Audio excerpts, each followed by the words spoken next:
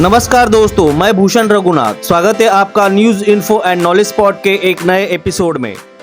जम्मू कश्मीर में अलगाववादी संगठनों की मजबूती का एक बड़ा कारण बेरोजगारी भी थी। बेरोजगारी घटेगी तो अलगाववादी आंदोलन अपने आप कमजोर हो जाएगा। संक्षेप में, लंबे समय के बाद श्रीनगर से एक शुभ उपहार आया है। हिंदी भाषा में एक कहावत है, भगवान जब देता है तो छप्पर फाड़ के देता है। वास्तव में भगवान ने छत को फाड़ दिया है या नहीं, या तो भगवान या वह व्यक्ति जिसने इसे प्राप्त किया है वह जानता है। हालांकि प्रकृति ने हाल ही में भारत को एक दुर्लभ धातु छप्पर फाड़ के का उपहार दिया है। भारतीय भूवैज्ञानिक सर्वेक्षण ने शुक्रवार को घोषणा की कि लिथियम, जिस धातु के लिए दुनिया अब लड़खड़ा रही है और जिसके लिए भारत को पूरी तरह से आयात पर निर्भर होना पड़ता है, का एक बड़ा भंडार जम्मू और कश्मीर में खोजा गया है। 5.9 मिलियन टन का अनुमानित लिथियम भंडार जम्मू और कश्मीर में है। अमेरिका के जियोलॉजिकल सर्वे के 2021 के अनुमान के मुताबिक दुनिया भर में 21 मिलियन टन लिथियम के भंडार है। ऑस्ट्रेलिया, जिस देश से भारत मुख्य रूप से लिथियम का आयात करता है, उसके पास 2.7 मिलियन टन का भंडार है। इन आंकड़ों से भारत में लिथियम की खोज के महत्व का अंदाजा लगाया जा सकता है।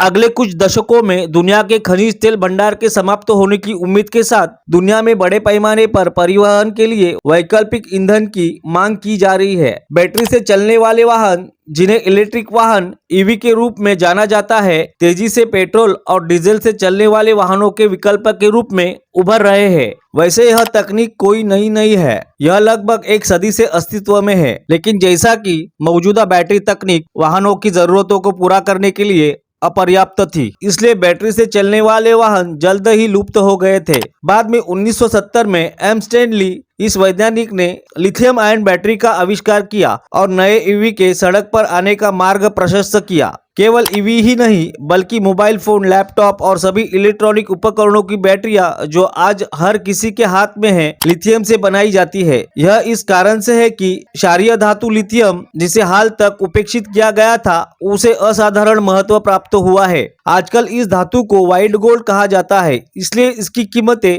इतनी बढ़ गई है। एक दुर्लभ मूलद्रव्य के रूप में उच्च मांग और कम पुरवठा के कारण लिथियम सभी प्रमुख देशों में भयंकर प्रतिस्पर्धा में है। अब तक केवल 23 देशों ने लिथियम के भंडार की खोज की है। इसमें अब भारत भी शामिल हो गया है। अकेले अर्जेंटीना, बोलिविया और चिली के पास दुनिया के अनुमानित भंडार का 50% है। दूसरी ओर विस्तारवादी चीन ने जागतिक लिथियम बैटरी निर्माण क्षेत्र में दबंगई पैदा कर दी है। इस क्षेत्र का 60% हिस्सा अकेले चीन के नियंत्रण में है। अंतर्राष्ट्रीय ऊर्जा एजेंसी द्वारा तैयार की गई एक रिपोर्ट के अनुसार वैश्विक लिथियम की कमी की उच्च संभावना है। हाल ही में भारत ने पेट्रोलियम ईंधनों के विकल्प तलाशने का पुरजोर प्रयास किया है। स्वाभाविक रूप से भारत में भी ईवी की मांग तेजी से बढ़ रही है। यदि हम इस स्थिति पर विचार करें तो हम देख सकते हैं कि भारत में लिथियम भंडार की खोज कितनी महत्वपूर्ण है। जम्मू कश्मीर में इन भंडार के मिलने का भी एक अलग महत्व है। राज्यों को विशेष दर्जा देने वाले संविधान के अनुच्छेद 370 को हटाने के बाद अब सरकार उद्योग, आधारभूत संरचना,